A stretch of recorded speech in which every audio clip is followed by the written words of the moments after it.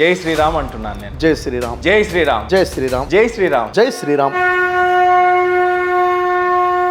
నేను అడిగినటువంటి క్వశ్చన్ను ఆలింలకి, దావా పండితులకి, ముస్లిం మత పెద్దలకు, వీళ్ళకు నేను అడిగినటువంటి ప్రశ్నలు ఇవి. సో మీరు పండితుల దావా మైదానంలో ఉన్నారా? మీరు మత మార్పిడిలు చేస్తున్నారా? లేదు, ఏ జమాత్ని మీరు రిప్రజెంట్ చేస్తున్నారు? ఎందుకు రావాలని? 4వ సూర 144వ ఆయత. విశ్వసించిన ప్రజలారా, విశ్వాసులను కాదని అవిశ్వాసులు మీ మిత్రులుగా చేసుకోకండి. కాఫిరీన్ అంటే తిరస్కారులు, తిరస్కరించిన వారు. 3వ సూర 28వ ఆయత. విశ్వాసులు తోటి విశ్వాసులను కాదని అవిశ్వాసులను తమ మిత్రులుగా, తమ సహచరులుగా, తమ సహాయకులుగా ఎంత మాత్రం చేసుకోకూడదు. 5వ సూర 51వ ఆయత. సూర అల్ మాయిదా 51వ సూర. విశ్వాసులారా, యూదులను క్రైస్తవులను మీ మిత్రులుగా చేసుకోకండి, వారు తమలో తామే ఒకరికొకరు మిత్రులు. అంటే విశ్వసించిన వారు యూదుల్ని క్రైస్తవుల్ని స్నేహితులుగా చేసుకోవద్దు అని ట్రాన్స్లేషన్ ఉంది. బ్రదర్ షఫీ ఎప్పుడైనా ఆవు మాంసం తిన్నాడా, తినలేదా? అనేక సార్లు తిన్నాను, దాంట్లో కాంట్రడిక్షన్ ఏం లేదు.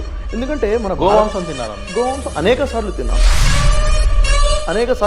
కానీ ఇప్పుడు తింటున్నారా అని అడుగుతున్నాను నేను. ఇప్పుడు కూడా తింటూనే ఉన్నాను. అసలు మనిషి చేసిన పాపములకు ఏదన్నా ప్రాయశ్చిత్తంగా లేదా దానికి బదులుగా ఏమైనా ఉన్నాయా అని పూర్వం పార్వతీదేవి శివుడిని అడిగినప్పుడు శివుడిచ్చేటువంటి బదులేంటి అని అంటే, అన్ని దేవతలు అన్నీ కలిపి గోమాతలో ఉంటుంది కాబట్టి మీరు గోవుని పూజించడం కనుక జరిగినట్లయితే ఆ పాపం నుండి కొంత విముక్తి ఉండే పరిస్థితి ఉంటుంది అన్నట్టుగా ఆచరణలో. సంస్కరణలు నిజంగానే చట్టబద్ధమైనవి తెచ్చే ముందు ప్రభుత్వాలు ఖచ్చితంగా గోమాంసాన్ని మీరు తినకుండా ఉంటేనే మంచిది అనేది నా యొక్క రిక్వెస్ట్. యాక్చువల్లీ ఇప్పుడు ఒక మహేందర్ తనకున్నటువంటి పొజిషన్ మీద ఇలా అప్పీల్ చేస్తున్నారు.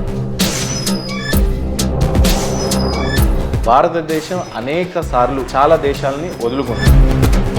ఆఫ్ఘనిస్తాన్, పాకిస్తాన్, మయన్మార్.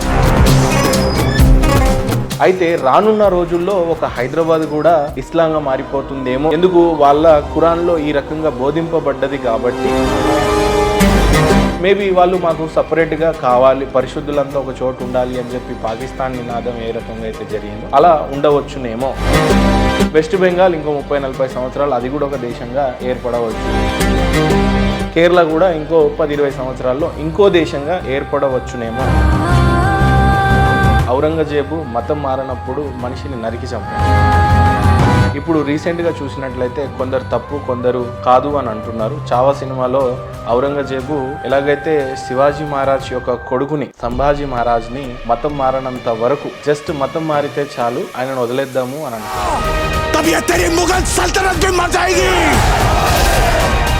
గతంలో రజాకార్లు కూడా ఏ కాఫీరోంకో అనే పదాన్ని వాడతారు. మతం మారని కాఫీర్లను ఉరి తీయండి.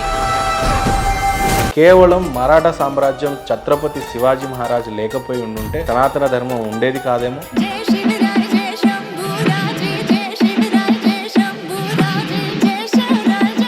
మొహమ్మద్ ప్రవక్త వారు నమ్మితేనే స్వర్గమా? సున్నతి చేసుకోవచ్చా, చేయించుకోరాదా? గోమాంసం తినొచ్చా, తినకూడదా? అసలు ఎవరు స్వర్గ నరకాలకి అర్హులు? ఇంత పెద్ద ఖురాన్లో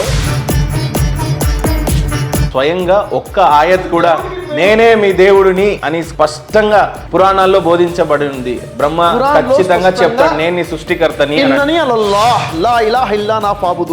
క్లియర్ వాక్యం ఉంది. నేనే అల్లాను, నేను తప్ప వేరొక దేవుడు నీకు లేడు. ఇప్పుడు ఆయన పేరు అల్లా. దేవుడికి పేరు లేదు, ఉండదు. అసలు దేవుడికి పేరు లేదు, ఉండదు. మరి మీరెందుకు కేవలం అల్లానే దేవుడు అని బోధిస్తున్నారు?